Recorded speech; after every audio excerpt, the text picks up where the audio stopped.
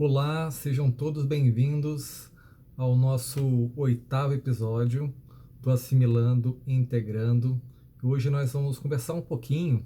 sobre um conceito de saúde e doença em Gestalt terapia. Como que os nossos autores resolveram se desvincular do pensamento médio que se tinha naquele período, na década de 50 e de 60, e como que isso é inovador para poder pensar saúde e doença. Bom, acho que um primeiro ponto que é importante a gente destacar é que a Gestalt terapia ela se propõe como uma visão acolhedora do diferente. Desde o início em Gestalt terapia, tinha-se a intenção de que o olhar clínico fosse um olhar clínico confirmador da maneira como a pessoa se coloca no mundo, né? E que pudesse também criar um contexto, criar um espaço para que a pessoa se desenvolvesse. Então, o foco sempre foi nas potencialidades da pessoa e tentar criar condições para que ela pudesse se desenvolver, para que ela pudesse se integrar de maneira saudável dentro do seu projeto de vida, dentro de papéis e de uma dinâmica social, fazer parte da sua comunidade de maneira ativa, de maneira crítica, de maneira que pudesse realmente contribuir, né, aí para o bem-estar também das pessoas com quem ela convive, né? Os nossos desenvolvedores, lá no início da Gestalt terapia, né, se a gente for considerar as pessoas que começaram a discutir a nossa abordagem, Fritz Perls, Laura Perls, Paul Goodman, os demais integrantes do grupo do Sete, né, e vários outros autores que a gente poderia chamar de segunda geração e que começaram lá na década de 50 ainda e de 60 a participar da nossa abordagem, sempre tiveram essa preocupação em pensar, então, o que seria esse desenvolvimento saudável, né? Bom, a gente sabe que a relação que a pessoa estabelece com o seu entorno, com o ambiente, né, é uma relação que vai exigir algumas coisas da pessoa, que é uma relação que vai gerar alguns pontos de tensão, mas o que é mais importante a gente observar é como que, né, a gente precisa considerar que a pessoa vai lançar mão de algumas ações no dia a dia para poder tentar adequar a sua relação com o ambiente, tentar ficar bem, né, no seu funcionamento dentro de um grupo, né, em relação ao ambiente físico, tentar alinhar aquilo que ela faz com os seus valores, com o seu projeto de vida. Então a gente precisa entender que o mais interessante é a pessoa se colocar numa disposição, né, considerando esse equilíbrio dinâmico, né? A pessoa não pode se manter de maneira estruturada e fixa, mas também ela não pode perder um certo delineamento, um certo contorno, alguma coisa que a identifique. É como se a gente precisasse encontrar ali um caminho do meio, né? Até muito interessante falar sobre isso, porque no nosso livro seminal, né, no Gestalt Terapia, eles utilizam um termo que é muito interessante, né, que é falar de um modo de funcionamento que não é nem ativo nem passivo, né, mas algo que fica intermediário a esses dois pontos. Quando a gente pensa no desenvolvimento saudável da pessoa, é um desenvolvimento que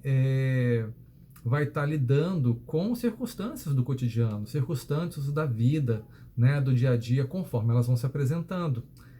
E sempre tentando, né, a partir dessas situações, satisfazer as necessidades que aparecem, né? Claro que vão apresentar ali, né, em algum momento, alguns obstáculos, algumas dificuldades, mas a gente sempre vai ter que lidar com limites, né, com finitudes, isso faz parte da vida. Mas a questão é como que diante deles a gente consegue criar soluções, como que diante dessas dificuldades a gente consegue desenvolver,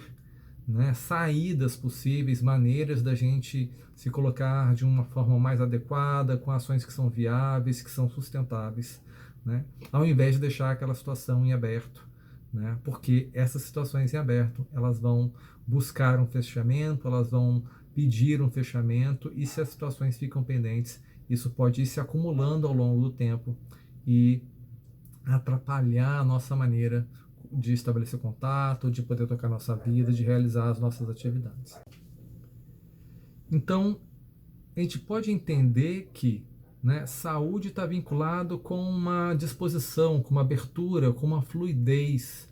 com a capacidade da gente poder compreender o que está se passando no ambiente, de como a gente está funcionando, de como a gente se relaciona com o mundo e criar soluções que são viáveis, né, para que se mantenha ali o contato estabelecido. Por um outro lado, se a gente não consegue lidar com essas situações, se a gente tem dificuldade de lidar com isso,